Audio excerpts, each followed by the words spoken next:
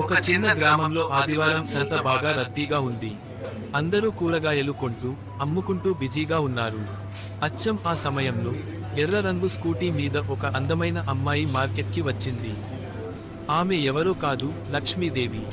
ఆమె వెనుకే పసుపు రంగు స్కూటీపై శాంతంగా వస్తోంది పార్వతీదేవి. మరొక వైపు తెల్ల స్కూటీపై ప్రశాంతంగా వేదిక మీద సంగీతం వినిపించినట్టు కనిపిస్తూ వచ్చింది సరస్వతీదేవి. 3 స్కూటీలు పక్కపక్కనే ఆగాయి. మార్కెట్లో వాళ్ళు ఒక్కసారిగా ఆశ్చర్యపోయారు. అక్కడ ఒక మూలలో ఒక ముసలమ్మ కూరగాయలు అమ్ముకుంటూ ఉంది. ఆమె చేతులు వణుకుతున్నాయి. పచ్చిమిర్చి, ఉల్లిగడ్డ, ఆలుగడ్డలు అమ్ముకుంటూ బతుకుతోంది. కానీ ఆ రోజు అమ్మకం బాగా లేదు. ఆమె కళ్ళల్లో బాధ కనిపించింది. లక్ష్మీదేవి దగ్గరకు వెళ్లి చిరునవ్వుతో అడిగింది, అమ్మ, ఈ పచ్చిమిర్చి ఎంత? ముసలమ్మ నెమ్మదిగా చెప్పింది, అమ్మ, ఎవ్వరూ కొనట్లేదు, తీసుకోమ్మా. లక్ష్మీదేవి